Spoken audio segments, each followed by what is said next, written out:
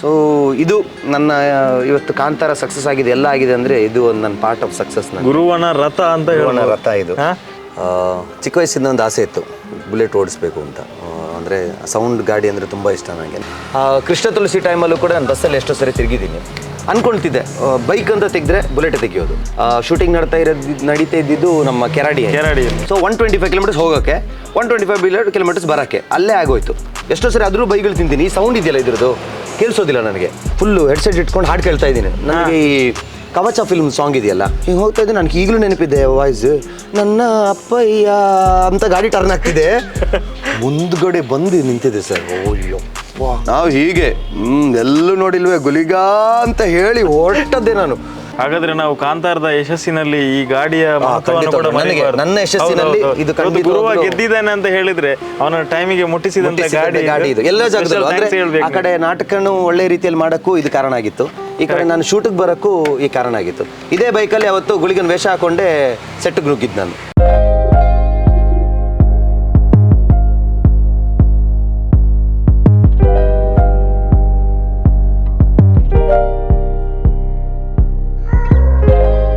ಬೊಂಬಾಟ್ cinema ನೋಡ್ತಾ ಇರುವಂತಹ ಎಲ್ಲ ಪ್ರೇಕ್ಷಕರಿಗೆ ನಮಸ್ಕಾರ. ನಾನು ಸೂರಜ್ ಮಂಗಳೂರು. ಸದ್ಯ ನಾನು ಕಾಂತಾರ ಸಿನಿಮಾದ ಗುರುವ ಅವರ ಆಫೀಸ್ನಲ್ಲಿದ್ದೇನೆ.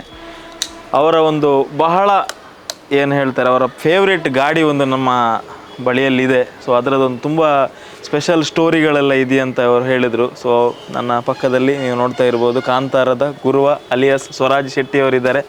ಸೊ ಈ ಬುಲೆಟ್ ಗಾಡಿಯ ಸ್ಟೋರಿಗಳು ಏನು ಅದು ಅವರ ಬಾಯಲ್ಲೇ ಕೇಳೋಣ. ಸರ್ ಹೇಳಿ, ಯಾವ ಮಾಡೆಲ್ ಗಾಡಿ, ಯಾವಾಗ ತಗೊಂಡ್ರಿ, ಹಾಗೇನೆ ನಿಮ್ಮ ಈ ಗಾಡಿಯೊಟ್ಟಿಗೆ ನಿಮ್ಮ ಜರ್ನಿಯನ್ನು ಕಥೆಯನ್ನು ಶುರು ಮಾಡಿ. ಇದು 2020 ತಗೊಂಡಂಥ ಗಾಡಿ. ಈ ಗಾಡಿ ಇದು ಶಿವದೂತಗಳಿಗೆ ಗಿಫ್ಟ್ ಅಂತ ಹೇಳ್ಬೋದು ನನಗೆ.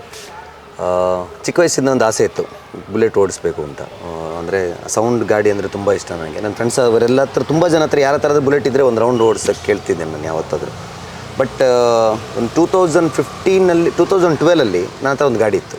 ಅಂದರೆ ನನ್ನ ಮಮ್ಮಿ ತಗೊಂಡಿದ್ದು ಗಾಡಿ, ಅದು FZ. ಅದೊಂದು ನನಗೆ ತುಂಬ ಫೇವ್ರೇಟ್ ಗಾಡಿ, ರನ್ ಆದಂಥ ಗಾಡಿ. ಸೊ ಅದು ನನಗೆ ತುಂಬ ಫೇವ್ರೇಟ್ ಆಗಿದ್ದು ಗಾಡಿ ಅದು. ಅದನ್ನು ಮತ್ತೆ ನಾನು ಮಂಗಳೂರು 2012 ಮಂಗಳೂರು ಬರುವಾಗ ಇಲ್ಲಿ ತಂದು ನನಗೆ ಸ್ವಲ್ಪ ಆಲ್ಟ್ರೇಷನ್ ತುಂಬ ಇಷ್ಟ, ಏನಾದರೂ ಒಂದು ಮಾಡ್ತಾ ಇರ್ತೀನಿ ಅದನ್ನು. ಸೊ ಆ ಥರ ಎಲ್ಲ ಆ ಗಾಡಿನ ರೆಡಿ ಮಾಡಿ ಇಟ್ಕೊಂಡಿದ್ದೆ.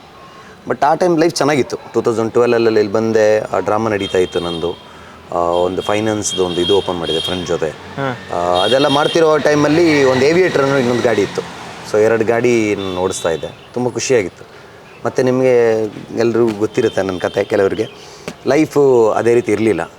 2 ಗಾಡಿನೂ ಮಾರಿಬಿಟ್ಟೆ. ಒಂದನ್ನು 25,000ಕ್ಕೆ ಮಾರಿದೆ. ಅದು 1 ಲಕ್ಷ ಎಲ್ಲ ಖರ್ಚು ಮಾಡಿದೆ ಅದಕ್ಕೆ. ಬಟ್ ಆಲ್ಟ್ರೇಷನ್ಗೆಲ್ಲ 1 ಲಕ್ಷ ಖರ್ಚು ಮಾಡಿದೆ. ಅಂದರೆ ಹಿಂದ್ಗಡೆ ಟೈರ್, ಮೋಟೋ GP ಬೈಕ್ದೆಲ್ಲ ಟೈರ್ ಬ್ರಾಡ್ ಟೈರ್ಸ್ ಹಾಕಿದ್ದೆ, ಎಲ್ಲ ಸೈಲೆನ್ಸರ್ ಚೇಂಜ್ ಮಾಡಿದ್ದೆ, ಅದ್ರದ್ದು ಬೂಸ್ಟರ್ ಹಾಕಿದ್ದೆ. ಮೈಲೇಜ್ ಇರಲಿಲ್ಲ ಅದರಲ್ಲಿ, ಆದರೂ ನನಗೆ ಓಡಿಸೋ ಥರ ಇಟ್ಟಿದ್ದೆ. ಒಂದು ಬ್ಲ್ಯಾಕ್ ಕಲರ್ ಗಾಡಿ ಅದು, ಅದನ್ನು ವೈಟ್ ಕಲರ್ ಚೇಂಜ್ ಮಾಡಿದ್ದೆ ನಾನು. ಏವಿಯೇಟರ್ ಗಾಡಿನೂ ಹಾಗೆ. ಏವಿಯೇಟರ್ ಗಾಡಿ ಹೇಗೆ ಅಂತ ಹೇಳಿದ್ರೆ, ಒಂದನ್ನು ನನ್ನ ನಾರ್ಮಲ್ ಪರ್ಸ್ನಲ್ ಸಾಲಕ್ಕೆ ಏನು ಇದು ಮಾಡಿದ್ದಲ್ವ, ಅದನ್ನು ಕೊಡೋಕ್ಕೋಸ್ಕರ ಮಾಡಿದೆ. ಇನ್ನೊಂದು ಹೇಗಿತ್ತು ಅಂತ ಹೇಳಿದ್ರೆ, ಆ ಗಾಡಿ ಒಬ್ಬರ ಹತ್ರ ನಾನು ತಗೊಂಡಿದ್ದೀನಿ, 10,000 ಕೊಟ್ಟು ನಾನು ಗಾಡಿ ತಗೊಂಡಿದ್ದೀನಿ. ನೆಕ್ಸ್ಟ್ ಇನ್ನೊಂದು ಸರಿ 10,000 ಅವ್ರ ಹತ್ರ ಸಾಲ ಮಾಡಿದ್ದೆ. ಅಡಿಷ್ನಲ್ ಆಗಿ ಒಂದು 10,000 ಸಾಲ ಮಾಡಿದ್ದೆ. ನನ್ನ ಕೈಲಿ ಕೊಡೋಕ್ಕಾಗಲಿಲ್ಲ. ಗಾಡಿ ಮನೆಯಲ್ಲೇ ಬಿದ್ದಿತ್ತು. ಸೊ ಅವರು ಗಾಡಿ ತಗೊಂಡು ಹೋಗ್ತೀನಿ, ರೆಡಿ ಮಾಡ್ತೀನಿ ಅಂತ ತಗೊಂಡೋದ್ರು. ಆಮೇಲೆ ತಗೊಂಡೋದವ್ರು ತಗೊಂಡೇ ಹೋಗ್ಬಿಟ್ರು. ನನ್ನ ಹತ್ರ ಹೇಳಿದ್ರು ರೆಡಿ ಮಾಡೋಕ್ಕೆ ತಗೊಂಡು ಹೋಗ್ತಿದ್ದೀನಿ ಅಂತ ಹೇಳಿ ಗಾಡಿನ ತಗೊಂಡೋದ್ರು. ಬಟ್ ನನಗೇನು ಆಗಿಲ್ಲ, ಇಟ್ಸ್ ಓಕೆ ಡನ್. ಯಾಕೆಂದರೆ ನಾನು ಕೊಡಬೇಕಾಗಿತ್ತಲ್ಲ ದುಡ್ಡು ಅವ್ರಿಗೆ. ಅವರು ಮಾಡಿ ಅಲ್ಲಿಗೆ ಶಿಫ್ಟ್ ಆಯ್ತು ಅದು. ಬಟ್ ಹೇಳ್ತಾ ಇದ್ರು, ನಿನ್ನ ಗಾಡಿನ ನಾನು ಏನು ಮಾಡಲ್ಲ, ನಿನ್ನ ದುಡ್ಡು ಕೊಟ್ಟ ಮೇಲೆ ತಗೊಂಡು ಹೋಗು ಅಂತ ಹೇಳಿದ್ರು. ಪ್ರೊಫೆಷ್ನಲಿಸಮ್. ಬಟ್ ನನ್ನ ಕೆಲ ತಗೊಳಕ್ಕಾಗಲಿಲ್ಲ. ಆಮೇಲೆ ಏನಾಯಿತು ಅಂತ ಹೇಳಿದ್ರೆ, ನನಗೆ ಗಾಡಿ ಇಲ್ಲ. ನಾವು ಬಸ್ಸಲ್ಲೆಲ್ಲ ತಿರುಗ್ತಾ ಇದ್ವಿ. ಕೃಷ್ಣ ತುಳಸಿ ಟೈಮಲ್ಲೂ ಕೂಡ ನಾನು ಬಸ್ಸಲ್ಲಿ ಎಷ್ಟೋ ಸರಿ ತಿರುಗಿದ್ದೀನಿ. ಬಸ್ಸಲ್ಲಿ ತಿರುಗೋವಾಗೆಲ್ಲ ಕೆಲವರು ನನ್ನ ಹತ್ರ ಬಂದು ಕೇಳೋರುಂಟು, ನೀವು ಕೃಷ್ಣ ತುಳಸಿ ಇರೋಲ್ಲ, ನಾನಲ್ಲ ಅಂತ ಹೇಳ್ತಿದ್ದೆ. ಅಲ್ಲ ನಾನಲ್ಲ, ಇಲ್ಲ ನೀವೇ. ಮತ್ತು ಕೆಲವ್ರ ಹತ್ರ ಸಿಕ್ಕಾಕೊಳ್ತಿದ್ದೆ, ಹೌದು ಅಂತ ಹೇಳಿದಾಗ, ನೀವೇನು ಇಲ್ಲಿ, ನಾನು ಗಾಡಿ ಸರ್ವಿಸಿಗೆ ಬಿಟ್ಟಿದ್ದೀನಿ, ಅದಕ್ಕೋಸ್ಕರ ಹೋಗ್ತಾ ಇದ್ದೀನಿ ಅಂತ. ನಾನು ಟೆಂಪಲ್ಗೆಲ್ಲ ಹೋಗ್ತಾ ಇದ್ದೆ, ಮಂಗಳದೇವಿಗೆಲ್ಲ. ಸೊ ಬೇಜಾರಾಗ್ತಿತ್ತು. ಮಾಸ್ಕ್ ಇರಲಿಲ್ವಲ್ಲ. ಮಾಸ್ಕ್ ಇರಲಿಲ್ಲ. ಮಾಸ್ಕ್ ಹಾಕಿದ್ರೆ ಇನ್ನೂ ಗೊತ್ತಾಗ್ಬಿಡುತ್ತೆ, ಏನೋ ಒಂಥರ ಮುಖ ಮುಚ್ಕೊಳ್ತಿದ್ದಾರೆ ಅಂತ, ಒಂಥರ ನೋಡ್ತಾರೆ ಕಳ್ಳರ ಥರ. ಬಸ್ಸಲ್ಲಂತೂ ಗೊತ್ತಲ್ಲ, ಮಾಸ್ಕ್ ಹಾಕೊಂಡು ಹೋದರೆ ಕಳ್ಳರು ಅಂತ ಅನ್ಕೊಬಿಡ್ತಾರೆ. ಕರೆಕ್ಟ್. ಸೊ ಒಂಥರ ಆಗ್ತಿತ್ತು, ಯಾಕೆ ನಮಗೆ ಲೈಫ್ ಫೇಮ್ ಮಾತ್ರ ಕೊಟ್ಟಿದ್ದಾರೆ ದೇವರು, ದುಡ್ಡು ಕೊಟ್ಟಿಲ್ಲ ಇನ್ನೂ, ಆ ಥರ ಈ ಥರ ಎಲ್ಲ ಅನ್ಕೊಳ್ತಿದ್ದೆ. ಆಮೇಲೆ ಮದುವೆ ಆಯಿತು. ಮದುವೆ ಆಗೋ ನಮ್ಮ ಹೆಂಡತಿ ಹತ್ರ ಒಂದು ಜಸ್ಟ್ ಬೈಕ್ ಗಾಡಿ ಇದೆ, ಜಸ್ಟ್ ಗೊತ್ತಿರುತ್ತೆ. ಅದು ಕಲರ್ ಯಾವುದಂದ್ರೆ ಬ್ಲೂ ಕಲರ್ ಗಾಡಿ, ಲೈಟ್ ಬ್ಲೂ, ಹುಡುಗಿರದ ಕಲರೇ ಗಾಡಿ. ನನಗೆ ಎಲ್ಲಿ ಹೋಗಬೇಕಾದ್ರೆ ಅದೊಂದು ಗಾಡಿ ನನಗೆ. ನನಗೆ ನನ್ನ ಫ್ರೆಂಡ್ ಜೊತೆ ಹೋಗಬೇಕಾದ್ರೆ ಅವಳನ್ನ ಆಫೀಸಿಗೆ ಬಿಟ್ಟು ನಾನು ಅಲ್ಲಿ ಹೋಗ್ತಿದ್ದೆ, ಇಲ್ಲಾಂದ್ರೆ ಮನೆಯಲ್ಲೆಲ್ಲ ಅವಳನ್ನ ಬಿಟ್ಟು ನಾನು ಫ್ರೆಂಡ್ ಪಾರ್ಟಿಗೆಲ್ಲ ಹೋಗ್ತಿದ್ದೆ. ಅದಕ್ಕೂ ಜಗಳ ಆಗಿದ್ದುಂಟು, ನೀವು ಹೋಗ್ತೀರಾ, ನನ್ನ ಗಾಡಿಯನ್ನು ಕತ್ಕೊಂಡು ಹೋಗ್ತೀರಲ್ಲ ಹಾಗೆ ಹೀಗೆಲ್ಲ ಅಂತೇಳಿ. ಬಟ್ ಅಂದ್ಕೊಳ್ತಿದ್ದೆ, ಅವಳು ತುಂಬ ಸಾರಿ ಹೇಳ್ತಾ ಇದ್ರು ಯಾವುದೋ ಒಂದು ಸೆಕೆಂಡ್ಸ್ ಗಾಡಿ ತೆಗೀರಿ, ಇಲ್ಲಾಂದ್ರೆ ಯಾವುದಾದ್ರೂ ಒಂದು ಗಾಡಿ ಇಲ್ಲ. ನನಗೆ ಅನಿಸ್ತಾ ಇತ್ತು ಇಷ್ಟು ದಿವಸ ವೆಯ್ಟ್ ಮಾಡಿ ಆಯಿತು, ಎಲ್ರಿಗೂ ಗೊತ್ತು ನನ್ನ ಹತ್ರ ಗಾಡಿ ಇಲ್ಲ ಅಂತ. ಯಾವುದೇ ಪ್ರೋಗ್ರಾಮ್ಗೆ ಹೋಗಲಿ ಗೆಸ್ಟಾಗಿ ಕೂಡ ಹೋಗಿದ್ದೀನಿ, ಗಾಡಿಯಲ್ಲಿ ಗಾಡಿ ಬದಿಗೆ ನಿಲ್ಲಿಸಿ ಎಲ್ಲರೂ ಅಂದರೆ ನನ್ನನ್ನು ಬೇರೆ ಎಲ್ಲ ಏನೋ ನೋಡ್ತಾ ಇದ್ರಲ್ಲ ಹೊರಗಡೆ ಎಲ್ಲ, ಇವನು ಹಾಗೆ ಬೆಳೆದಿರ್ತಾನೆ ಹೀಗೆ ಬೆಳೆತಿರ್ತಾನೆ ಅಂತ. ಬಟ್ ನಾನು ಹೆಂಡತಿ ಜೊತೆ ಅಡ್ಜಸ್ಟಲ್ಲಿ ಹೀಗೆ ಹೋಗ್ತಿರೋ, ಏನು ಇವನು ಹಿಂಗೆ ಓಡ್ತಿದ್ದಾನೆ, ಬೇರೆ ಯಾವುದೋ ಗಾಡಿ ಇರುತ್ತೆ ಇವನ ಹತ್ರ ಎಲ್ಲ ಅನ್ಕೊಳ್ತಿದ್ರು. ಬಟ್ ಯಾವ ಗಾಡಿನೂ ಇರಲಿಲ್ಲ. ಅಂದ್ಕೊಳ್ತಿದ್ದೆ ಬೈಕ್ ಅಂತ ತೆಗೆದ್ರೆ ಬುಲೆಟ್ ತೆಗಿಯೋದು, ಅದೇನು ಕಷ್ಟ ಆದರೂ ಪರವಾಗಿಲ್ಲ ಬುಲೆಟ್, ಯಾಕಂದರೆ ಬುಲೆಟ್ ತೆಗಿಬೇಕಾದ್ರೆ ನನ್ನ ಹತ್ರ ಗೊತ್ತು ಅದು ಅಷ್ಟು ಬಜೆಟ್ ಇದೆ. ಸೊ ಈ ಗಾಡಿಗೆ 2,40,000 2020 ಸೊ ನನಗೆ ತೆಗೆದ್ರೆ ಆ ಗಾಡಿನೇ ತೆಗಿಬೇಕು ಅಂತಿತ್ತು. ಸೊ ಅವಳು ಹೇಳ್ತಾನೆ ಇದ್ಲು, ನನ್ನ ಫ್ರೆಂಡ್ಸ್ ಎಲ್ಲ ಒಂಥರ ನಿನ್ನ ನೋಡ್ತಾ ಇದ್ದಾರೆ ಎಲ್ಲರೂ, ಏನು ನೀನು ಈ ಥರ ನನ್ನ ಗಾಡಿಯಲ್ಲೇ ಬರ್ತೀಯಾ, ನನ್ನ ಗಾಡಿಯಲ್ಲಿ ಹೋಗ್ತೀಯಾ, ನಿನ್ನ ಗಂಡನಿಗೊಂದು ಗಾಡಿ ತೆಗಿಯೋಕ್ಕಾಗಲ್ವಾ, ಅಟ್ಲೀಸ್ಟ್ ಒಂದು ಆ್ಯಕ್ಟಿವ್ ಆದರೂ ತೆಗಿಬೋದಲ್ವಾ. ಬಟ್ ನನಗೆ ಬೇಡ, ಆ ಆ್ಯಕ್ಟಿವ್ ತೆಗೆದ್ರು ನನಗೆ ಒಂದು ದಿವಸ ತೆಗಿಬೇಕಲ್ವಾ, ಏನಾದರೂ ಸರಿ ಪರವಾಗಿಲ್ಲ ಅಂತೇಳಿ. ಆಮೇಲೆ ನಾನು ಇಲ್ಲಿ ಇರಲಿಲ್ವಲ್ಲ, ಜಾಸ್ತಿ ಬೆಂಗಳೂರಲ್ಲಿ ಇರ್ತಾ ಇದ್ದೆ ಸೀರಿಯಲೆಲ್ಲ ಮಾಡಿಕೊಂಡು. ಸೊ ಅಲ್ಲೇ ಇದ್ದೆ. ಶಿವದತ್ತುಗಳಿಗೆ ಮಾಡಿದ್ಕೊಳ್ಳೆ ಫಸ್ಟ್ ವಿಜಯನ ಒಂದು ಮಾತು ಹೇಳಿದರು ನನಗೆ, 6 ತಿಂಗಳು ಶಿವದತ್ತುಗಳಿಗೆ ಇದೇನು ಪಾಠ ನಡೀತಾ ಇದೆಯಲ್ಲ, ಆ ಟೈಮಲ್ಲಿ ಅವ್ರಿಗೆ ನನಗೆ ಕಷ್ಟ ನೋಡೋಕ್ಕಾಗಲಿಲ್ಲ. ನಾನು ಗಾಡಿಯಿಂದ ತಗೊಂಡು ಬಂದು ಅವ್ರ ಹತ್ರ ನಿಲ್ಲಿಸೋದು ದಿಢೀರಂತ, ವಿಜಯನ ಹೋಗ್ಬಿಟ್ಬಿಡ್ತೀನಿ ಇಲ್ಲಿಗೆ, ನಾನು ಹೆಣ್ತಿನ ಬಿಡ್ಬೇಕು ನಾನು, ಮತ್ತೆ ಗಾಡಿಯಲ್ಲಿ ಮತ್ತೆ ಹೋಗೋದು ಮತ್ತೆ ಬರೋದು. ಅವ್ರು ಲಾಸ್ಟಲ್ಲಿ ಹೇಳಿದರು, ಶಿವದತ್ತುಗಳಿಗೆ ಇದೊಂದು ಕ್ಲಿಯರ್ ಆದಮೇಲೆ ನಾನು ನಿಗೊಂದು ಬೈಕ್ ತೆಗೆದುಕೊಡ್ತೀನಿ ಅಂತ ಹೇಳಿದ್ರು. ಇದು ನಿಜವಾದ ಮಾತು ಅವರು. ಬೈಕ್ ನನಗೆ ಬೇಡ ವಿಜಯನ, ನಿನ್ನ ಈ ಚಿಕ್ಕ ಗಾಡಿಯಲ್ಲಿ ನೋಡೋಕೆ ನನಗೆಲ್ಲ ಆಗ್ತಿಲ್ಲ, ನಿನ್ನೊಂದು ಬೈಕ್ ಇಸ್ಕೊಡ್ತೀನಿ ನಾನು ಅಂತ ಹೇಳಿದರು. ಸರಿ ವಿಜಯನ್ ಅಂತೆಲ್ಲ ಹೇಳಿದೆ.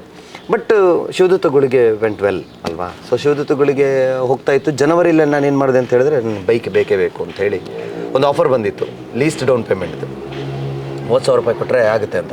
ಸೊ ಒಂದು 30,000 ರೂಪಾಯಿ ಕೊಟ್ಟು 2 ಲಕ್ಷದ ಗಾಡಿ, 40,000 ರೂಪಾಯಿದ ಗಾಡಿನ ಬುಕ್ ಮಾಡಿದ್ವಿ. ಒಂದು ಫುಲ್ ಡ್ರೀಮ್ ಕಮ್ ಟ್ರೂ ಆಯಿತು. ಸೊ ಆ ಗಾಡಿ ತೆಗೆದು ತುಂಬ ಖುಷಿ ನನಗೆ. ಗಾಡಿ ತೆಗೆದ್ಮೇಲೆ ಏನಾಯಿತು ಅಂತ ಹೇಳಿದ್ರೆ, ಅವಳಿಗೆ ಜಸ್ಟ್ ಬೇಡ ಅಂತ ಅನಿಸ್ತು. ಅವಳು ಅದನ್ನು ತೆಗೆದು ಎಂಟಾರ್ಕ್ ಗಾಡಿ ಕಂಪ್ನಿಗೆ, ಅದಕ್ಕೆ TVS ಕಂಪ್ನಿಗೆ ಮಾರಿ ಅವಳೊಂದು ಗಾಡಿ ತೆಗೆದ್ಲು. ಸೊ 1-2 ಗಾಡಿ.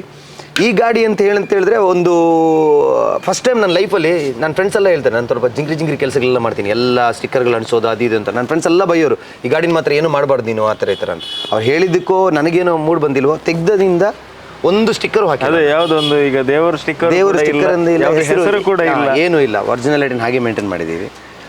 ಬೇರೆ ಆಲ್ಟ್ರ್ ಮಾಡಿರೋದಾಗಲಿ ಸೌಂಡ್ ಏನೂ ಮಾಡಿಲ್ಲ, ನಾನು ಏರ್ ಫಿಲ್ಟರ್ಸ್ ಏನೂ ಚೇಂಜ್ ಮಾಡಿಲ್ಲ. ಗಾಡಿ ಹೇಗೆ ನನ್ನ ಕೈಗೆ ಬಂದಿತ್ತು ಹಾಗೆ, ಸ್ವಲ್ಪ ಚೈನಿಗೆಲ್ಲ ಇನ್ನೂ ಲೂಬ್ರಿಕೆಂಟ್ ಹಾಕಬೇಕಿತ್ತು, ಅದನ್ನು ಕೂಡ ಹಾಕಿಲ್ಲ. ಬಟ್ ಹಾಗೆ ಇಟ್ಟಿದ್ದೀನಿ ನನ್ನ ಗಾಡಿಯನ್ನು.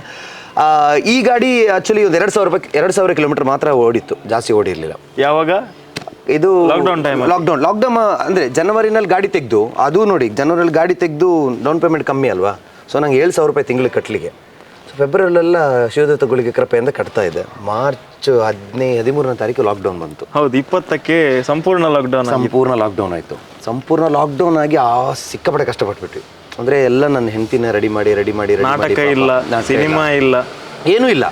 ಆ ಟೈಮಲ್ಲಿ ಸಿನಿಮಾ ಯಾವುದೂ ಇರಲಿಲ್ಲ, ಬಟ್ ನಾಟಕ ಮಾತ್ರ ಇತ್ತಲ್ವಾ. ಬಟ್ ಎಲ್ಲ ಇದನ್ನು ಡೌನ್ ಪೇಮೆಂಟ್ ಪಾಪ ಅವಳೇ ಕಟ್ತಾ ಇದ್ಲು ಹೇಗೋ. ಯಾಕಂದರೆ ಅವಳಿಗೆ 15 ಡೇಸ್ ವರ್ಕ್ ಇತ್ತು. ಆ 15 ಡೇಸ್ ವರ್ಕಲ್ಲಿ ಮ್ಯಾನೇಜ್ ಮಾಡಿಕೊಂಡು ನನ್ನ ಬೈಕದ್ದು ಇದನ್ನು ಕಟ್ತಾ ಇರಲಿ, ಯಾಕಂದ್ರೆ ಒಂದು ಡ್ರೀಮ್ ಗಾಡಿ ಅವಳಿಗೆ ಅಂತ.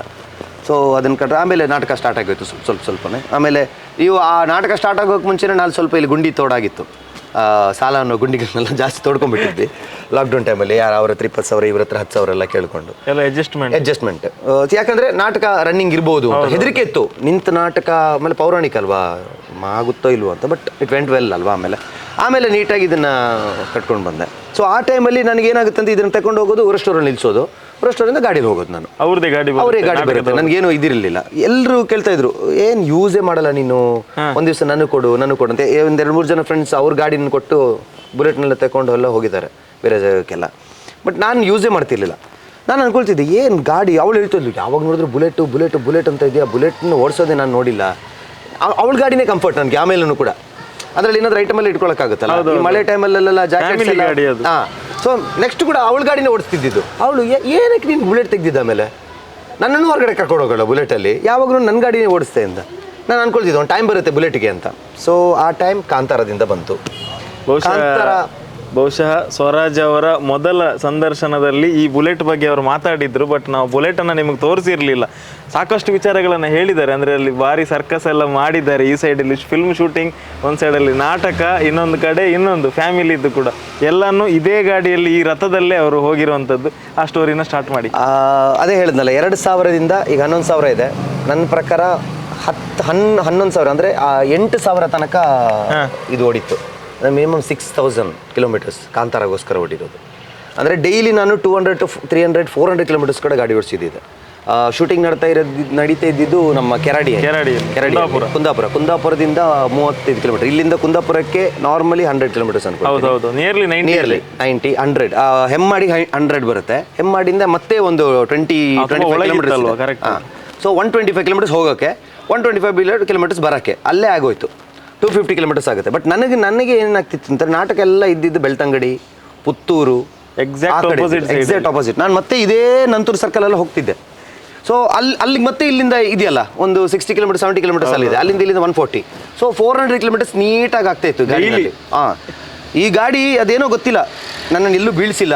ಎಷ್ಟೋ ಜಾಗದಲ್ಲಿ ಗಾಡಿ ಹೀಗೆ ಹೋಗಿ ಬಿಸಿ ಬಿಸಿ ಆಗ್ತಿದ್ದೆಲ್ಲ ನೋಡುವಾಗೆಲ್ಲ ಟ್ಯಾಂಕರ್ ಎಲ್ಲ ಪಾಸ್ ಆಗಿದ್ದುಂಟು. ನಿದ್ದೆ ಇದ್ರಲ್ಲಿ ನಿದ್ದೆನಲ್ಲೇ ಹೋಗೋದಲ್ವ. ನಾನು ಇಲ್ಲಿಂದ ಹೊರಡುವಾಗ ಜೋಶಲ್ಲಿ ಇರ್ತೀನಿ, ಇಲ್ಲಿಂದ ಹೆದರಿಕೆ. ಎಷ್ಟೋ ಸರಿ ಅದ್ರೂ ಬೈಗಳು ತಿಂತೀನಿ. ಈ ಸೌಂಡ್ ಇದೆಯಲ್ಲ ಇದ್ರದ್ದು ಕೇಳಿಸೋದಿಲ್ಲ ನನಗೆ. ನಾನು ಪಾಕೆಟಲ್ಲಿ ಮೊಬೈಲ್ ಇಟ್ಕೊಂಡು ಓಡಿಸ್ತಾ ಇರ್ತೀನಿ. ಅವ್ರು 10 ಕಾಲ್ ಮಾಡಿರ್ತಾರೆ, ನಾನು ಹೊರಟಿದ್ದೀನಿ ಇಲ್ವಾ ಅಂತ. ನಾನು ಯಾರಿಗೋ ಒಬ್ರು ಕನ್ವೆ ಮಾಡಿರ್ತೀನಿ ಡ್ರಾಮಾದಲ್ಲಿ, ನಾನು ಹೊರಟಿದ್ದೀನಿ ಅಂತ. ಇವ್ರು ಕನ್ವೆ ಮಾಡಿರಲ್ಲ. ಇವ್ರು ನನ್ನ ಕಾಲ್ ಮಾಡ್ತಾನೆ ಇರ್ತಾರೆ. ನಾನು ಟೋಲ್ ಗೇಟಲ್ಲಿ ಒಂದು ಜಾಗದಲ್ಲಿ ನಿಲ್ಲಿಸಿ ಸ್ವಲ್ಪ ರೆಸ್ಟಿಗೆ ಅನ್ನೋದು ಫೋನ್ 20 ಕಾಲ್ ಇರ್ತವೆ. ಎಲ್ಲಿದೆಯೋ, ಹೊರಡ್ಲಿಲ್ವ ಇನ್ನೂ? ಇಲ್ಲ ಹೊರಟಿದ್ದೀನಿ. ಹೇಳ್ಬೇಕು ತಾನೆ, ಇಲ್ಲ ಒಬ್ರಿಗೆ ಹೇಳಿದ್ದೆ. ಆ ಥರ ಎಲ್ಲ ಆಗ್ತಾಯಿತ್ತು. ಬಟ್ ಹೋಗ್ತಾ ಇದ್ದೆ. ಹೋಗುವಾಗ ಹೆದರಿಕೆ, ಒಂದು ಸರಿ ಹೋಗಿ ಮುಟ್ಟಬೇಕು ಅಂತ. ಮುಟ್ಟಾದ್ಮೇಲೆ ಅಲ್ಲಿ ಡ್ರಾಮಾ ಮುಗಿಯುವಾಗಲೇ ನಿಮಗೆ ಬೇಗ ಡ್ರಾಮಾ ಅದೆಲ್ಲ ಹೇಳಿರ್ತಾರೆ. ಡ್ರಾಮಾ ಮುಗಿಯುವಾಗಲೇ 1.5-2 ಗಂಟೆ ಆಗುತ್ತೆ. ಮತ್ತೆ ಅದೊಂಥರ ಉಜಾಡ್ ಜರ್ನಿ ಹೇಳ್ತಾರಲ್ಲ, ಆಗಲ್ಲ ನಿಮಗೆ. ಆದರೂ ಬೆಳಿಗ್ಗೆ 5 ಗಂಟೆಗೆ ಗಾಡಿ ಹೊರಡೋತ್ತಿಗೆ ನಾನು ಹೊರಡ್ಬೇಕು ಅಲ್ಲಿಗೆ. ಮತ್ತೆ ಅದೇ ಗಾಡಿನಲ್ಲಿ ಹೋಗ್ತಾ ಇರ್ತೀನಿ. ನಿಮಗೆ ಈ ಕುಂದಾಪುರ ರೂಟ್ ಜಾಸ್ತಿ ಗಾಡಿಗಳಿರಲ್ಲ ಆ ಕಡೆ. ಅದೊಂಥರ ಬೆಂಡು ಇರಲ್ಲ, ಸ್ಟ್ರೈಟ್ ಹೈವೇ ಹೌದು. ನಿಮಗೆ ನಿದ್ದೆ ಬಂದುಬಿಡುತ್ತೆ. ಹೀಗೆ ಒಂದು ಸೈಡ್ಗೆ ಹೋಗ್ಬಿಡ್ತೀವಿ. ಒಂದ್ಸರಿ ಹಾಗೆ ಹೋಗಿದ್ದೀನಿ. ಸೈಡಲ್ಲಿ ಇದು ಅಂದರೆ ಗಾಳಿ, ಬಿಸಿ ಗಾಳಿ ಬರ್ತಾಯಿದೆ, ನೋಡಿದ್ರೆ ಅದು ಟ್ಯಾಂಕರ್. ನನಗೆ ಆಯಿತು ಯಪ್ಪ ಅಂತ ಗಾಡಿ ಸೈಡಿಗೆ ಹಾಕ್ಬಿಟ್ಟು, ನೀರು ಕೂಡ ಇಲ್ಲ ಆ ಕಡೆ ಈ ಕಡೆಯಲ್ಲಿ ನೋಡಿದ್ದೀನಿ. ಮತ್ತು ಇದೊಂದು ಗಾಡಿ ಎಲ್ಲಿ ನಿಂತಿದೆಯೋ ಗೊತ್ತಿಲ್ಲ, ಡೈರೆಕ್ಟ್ ಪೆಟ್ರೋಲ್ ಬಂಕ್ ಮಾತ್ರ ಹೋಗ್ಬಿಡುತ್ತೆ. ಪೆಟ್ರೋಲ್ ಎಷ್ಟು ಇದೆ ಇದರಲ್ಲಿ ಬ್ಲಿಂಕ್ ಮಾತ್ರ ಆಗೋದಲ್ವಾ, ಎಷ್ಟು ಪೆಟ್ರೋಲ್ ಇದೆ ಅಂತ ಗೊತ್ತಾಗಲ್ಲ. ಹೋಗೋ ಈ ಥರ ಆಗುತ್ತೆ. ನಾನು ಗುಳಿಗನ ನಂಬೋದು ಅಷ್ಟೇ. ನಾವು ಒಂದು ಅಲ್ಲಿ ತನಕ ಕರ್ಕೊಂಡು ಹೋಗು. ಇಲ್ಲಿ ನೋಡಿದ್ರೆ ಬೋರ್ಡಲ್ಲಿ ಇರುತ್ತೆ 11 ಕಿಲೋಮೀಟರ್ ಇದು ಹೋಗಲ್ಲ ಅಷ್ಟೇ. ನಿಂತ್ರೆ ಇದನ್ನು ದೂಡೋದು ಯಾರು? ಅಂದ್ರೆ ನೀವು ರಿಸರ್ವ್ ಮೇಲೆನೆ ಪೆಟ್ರೋಲ್ ಹಾಕೋದ ಇದಕ್ಕೆ, ಅಥವಾ ಬ್ಲಿಂಕ್ ಆಗೋತ ಈಗ ಸಡನ್ ಆಗಿ ಬ್ಲಿಂಕ್ ಆಗುತ್ತಲ್ವಾ, ಬ್ಲಿಂಕ್ ಆಗ್ತಾನೆ ಇರುತ್ತೆ. ನಾನು ಇದನ್ನು ನೋಡೋದೇ ಇಲ್ಲ ಜಾಸ್ತಿ. ಫುಲ್ ಟ್ಯಾಂಕ್ ಮಾಡಿರ್ತೀವಿ, ಇಲ್ಲಾಂದ್ರೆ ಏನೋ ಪೆಟ್ರೋಲ್ ಹಾಕಿರ್ತೀವಿ. ನಮ್ಗೆ ಗೊತ್ತಿರುತ್ತೆ ಒಂದು ಇಲ್ಲಿ ತನಕ ಹೋಗೋಕೆ 500 ಕಿಲೋಮೀಟರ್ ಆಗುತ್ತೆ, 500 ಬೇಕಾಗುತ್ತೆ ಅಂತ. 500 ರೂಪೀಸ್ ಹಾಕಿರ್ತೀವಿ. ಹೋಗ್ತಿರುವಾಗ ಏನೋ ಗೊತ್ತಾ, ಲೇಟ್ ಆಯಿತು ಅಂತ ಹೇಳಿ 120 ಇರುತ್ತೆ ಗಾಡಿ. 120 ಗೊತ್ತಲ್ಲ ಒಂದು ಬುಲೆಟ್ ಎಷ್ಟು ಹಿಂಗೆ ಕುಡಿಯುತ್ತೆ ಅಂತ. ನೀಟಾಗಿ ಕುಡ್ಕೊಂಡಿರುತ್ತೆ. ಆಲ್ರೆಡಿ ಮೈಲೇಜ್ ಕಮ್ಮಿ. ಪ್ಲಸ್ ಇದು ಲೈಟ್ ಬ್ಲಿಂಕ್ ಆಗ್ತಿರುತ್ತೆ. ನಾವು ನೋಡ್ತಾ ಇರಲಿಲ್ಲ ಅದನ್ನು, ನಾವು ನೋಡಲ್ಲ. ಒಂದೊಂದ್ಸರಿ ಪೆಟ್ರೋಲ್ ಇದ್ರೂ ಬ್ಲಿಂಕ್ ಆಗುತ್ತಲ್ವಾ. ಸೊ ನಾವು ಅದನ್ನು ಕೇರ್ ಮಾಡಲ್ಲ. ನಾನು ನೋಡೋದೇ ಇಲ್ಲ ಅದನ್ನು. ನಾನು ಮಾಡೋದು ಟ್ಯಾಂಕ್ ತೆಗೆದು. ಬಟ್ ಹೋಗ್ತಾ ಇತ್ತು, ನನಗೆ ಬೊಬ್ಬು ಅಂತ ಆಗ್ತಾ ಇದೆ. ಪ್ಲೀಸ್ ಅಲ್ಲಿ ತನಕ ಕರ್ಕೊಂಡು ಹೋಗು, ನನ್ನ ಕೈಲಿ ದೂಡ್ಲಿಕ್ಕೆ ಆಗೋದಿಲ್ಲ ಇದು ಗಾಡಿಯನ್ನು.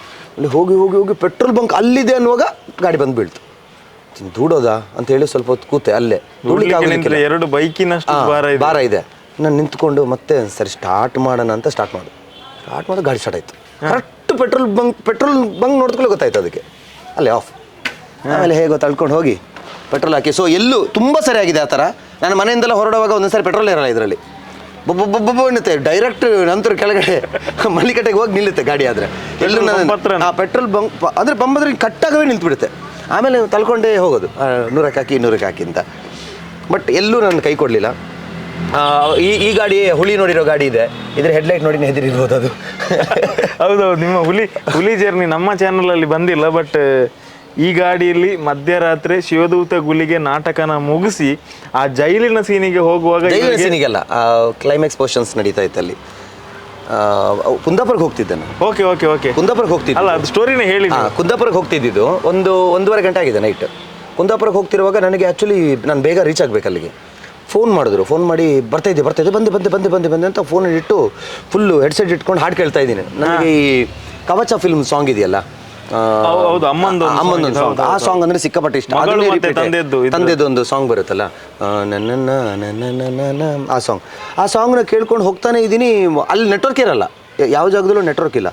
ಹಿಂಗೆ ಹೋಗ್ತಾ ಇದ್ದೀನಿ. ನನಗೆ ಈಗಲೂ ನೆನಪಿದೆ ವಾಯ್ಸ್, ನನ್ನ ಅಪ್ಪಯ್ಯ ಅಂತ ಗಾಡಿ ಟರ್ನ್ ಆಗ್ತಿದೆ, ಮುಂದ್ಗಡೆ ಬಂದು ನಿಂತಿದೆ ಸರ್. ಓಯ್ಯಪ್ಪ, ಅದು ನಾನು ಹೇಳ್ತೀನಿ.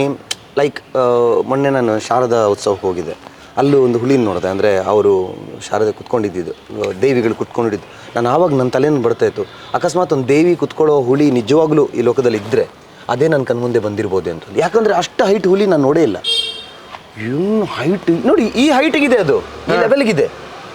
ಅದ್ರದ್ದು ಆ ಜಂಪ್ ಇದೆಯಲ್ಲ, ಈಗಲೂ ಕಣ್ಮುಂದೆ ಹಾಗೇ ಇದೆ. ನನಗೇನು ಮಾಡೋಕ್ಕಾಗ್ತಿಲ್ಲ. ಈ ಕಟ್ಕೊಂಡು ಹೋಗ್ತಾ ಇದ್ದೀನಿ. ಅಲ್ಲಿಂದ ಹಾರಿ ನೆಕ್ಸ್ಟ್ ಮುಂದೆ ಹಾರೋ ಒಂದು ಲುಕ್ ಕೊಟ್ಟಿದೆ ಅದು. ನಾವು ಹೀಗೆ ಎಲ್ಲೂ ನೋಡಿಲ್ವೇ ಗುಲಿಗಾ ಅಂತ ಹೇಳಿ ಹೊರಟದ್ದೆ. ನಾನು ಇನ್ನೊಂದು ಜಾಗದಲ್ಲಿ ಬೀಳ್ತಿದ್ದೆ ಮಾತ್ರ, ದನ ಅಡ್ಡ ಬಂದಿದ್ದಕ್ಕೆ. ನಾನು ಇನ್ನೊಂದು ಹುಳಿ ಅಡ್ಡ ಅಲ್ಲೇ ಮುಂದೆ ಹೋದೆ ಫಾಸ್ಟ್ ಅಂತ. ಹಾಡು ಯಾವ್ದು ಪ್ಲೇ ಆಗ್ತದೆ ಅಂತ ಗೊತ್ತಾಗ್ತಿಲ್ಲ. ಇಲ್ಲಿ ಹೋಗ್ತಾನೆ, ಎಲ್ಲೂ ನಿಲ್ಸಕ್ಕೆ ಧೈರ್ಯ ಇಲ್ಲ ನನಗೆ. ಆಮೇಲೆ ಒಂದು ಅದರಲ್ಲಿ ಎಲ್ಲಾದರೂ ಸ್ವಲ್ಪ ದೂರ ಹೋದ್ರೆ ಸ್ಟ್ರೀಟ್ ಲೈಟ್ ಸಿಗುತ್ತೆ, ಇನ್ನೊಂದು ಸ್ವಲ್ಪ ದೂರ ಹೋದ್ರೆ ಸ್ಟ್ರೀಟ್ ಲೈಟ್ ಇರೋಲ್ಲ. ಸ್ಟ್ರೀಟ್ ಲೈಟ್ ಹಿಂಗೆ ಕಟ್ಟೊಡಿತೀನಿ, ಇನ್ನೊಂದು ಯಾವುದೋ ಬಂದಂಗಾಯ್ತು. ನೋಡಿದ್ರೆ ದನ ಕುತ್ಕೊಂಡಿತ್ತಲ್ಲಿ. ನಾವು ಅದೇನೋ ಹೇಳ್ತೀವಲ್ಲ, ಒಂದನ್ನು ನೋಡಿದ್ಮೇಲೆ ಇನ್ನೇನು ಹೆದರೋದಂತ. ಆವಾಗ ಶೂಟಿಂಗ್ ಲೈಟ್ ಸೆಟ್ ನೋಡಿದ್ವಿ, ಅಮ್ಮ ಒಂದು ರೀಚ್ ಆದೆ ಸ್ವಾಮಿ. ಅದೊಂದು ಡೈಲಾಗ್ ಇದೆ, ಹಾವು ನೋಡಿ ಒಂದ್ಸಲ ಹೆದರಿದ್ರೆ ಹಗ್ಗ ಮುಂದೆ ಬಂದ್ರು ಹಾವು ಥರನೇ ಹಾಗೆ ಆಗೋಗಿತ್ತು. ಆಮೇಲೆ ಹೋಗಿ ಪ್ರಕಾಶನ್ ಹತ್ರ ಹೇಳಿದೆ, ಈ ಥರ ಹುಲಿ ನೋಡಿ ಇತ್ತ ಮರೆ ನೀನು ಮತ್ತೆ ಯಾಕೆ ಇಷ್ಟು ಲೇಟಾಗಿ ಬರೋದು. ಅವ್ರೆಲ್ರಿಗೂ ಚಿಂತೆ ಇತ್ತು. ಎಷ್ಟಾಗಿತ್ತು ಟೈಮು? 1.5-2 ಗಂಟೆ ಟೈಮ್ ಅದು.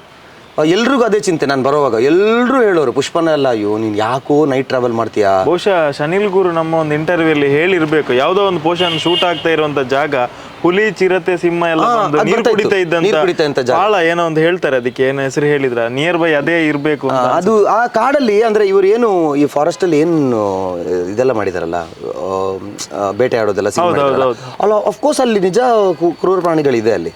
ನಾವು ಶೂಟ್ ಮಾಡ್ತಿದ್ದ ಕೆಲವು ಜಾಗದಲ್ಲಿ, ನೀವು ಸಿಂಗಾರ ಸೀರೆ ಸಾಂಗ್ ಎಲ್ಲ ಬೈಕಲ್ಲಿ ಬರ್ತಾರೆ, ಎಂಟಿ ಪ್ಲೇಸ್ ಅಲ್ಲಿ.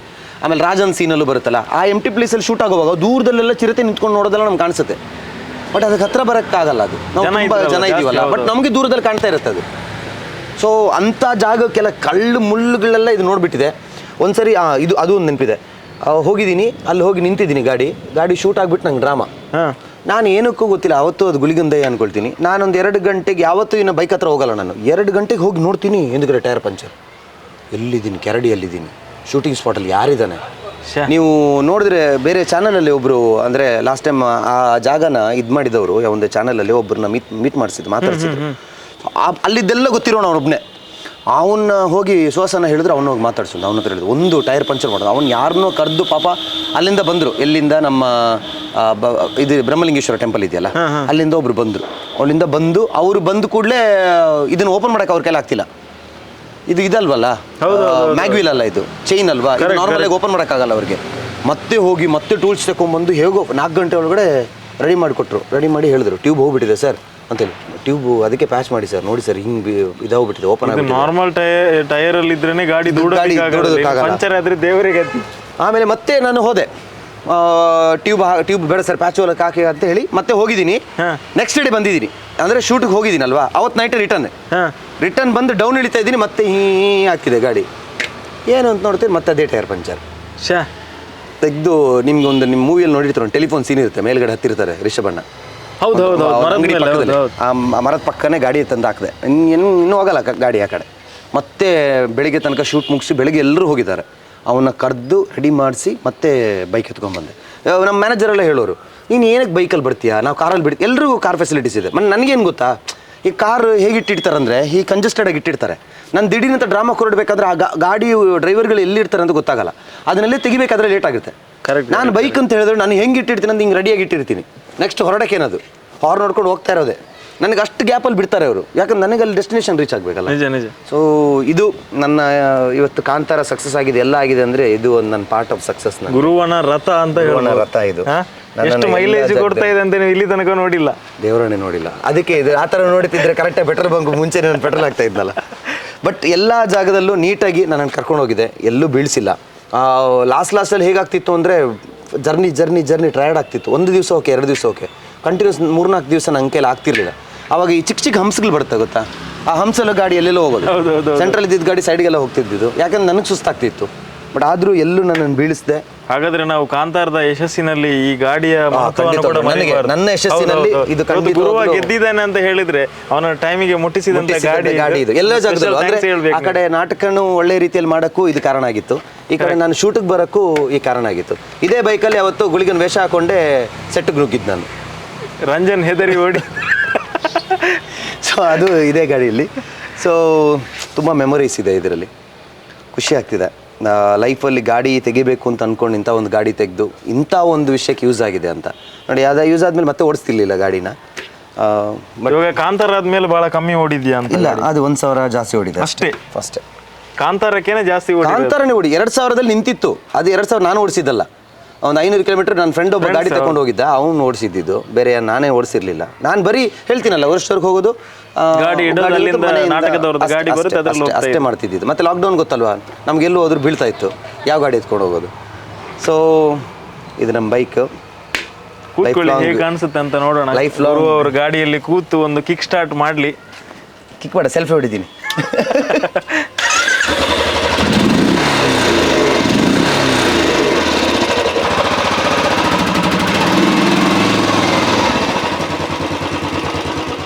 ಸೊ ಇಷ್ಟು ಹೊತ್ತು ನೀವು ಕೇಳಿದ್ದು ಕಾಂತಾರದ ಗುರುವ ಅವರ ರಥ ಅಂದರೆ ಬುಲೆಟ್ನ ಕತೆ. ಸೊ ಇಷ್ಟ ಆಗಿದ್ದರೆ ವಿಡಿಯೋನ ಲೈಕ್ ಮಾಡಿ, ಹಾಗೆಯೇ ಇನ್ನಷ್ಟು ವಿಡಿಯೋಗಳು ಬರಲಿಕ್ಕಿದೆ. ಸೊ ಚಾನಲ್ನ ಸಬ್ಸ್ಕ್ರೈಬ್ ಮಾಡಿ ಅಂತ ಹೇಳ್ತಾ ಮುಂದಿನ ವಿಡಿಯೋದಲ್ಲಿ ಸಿಗೋಣ. ಧನ್ಯವಾದಗಳು.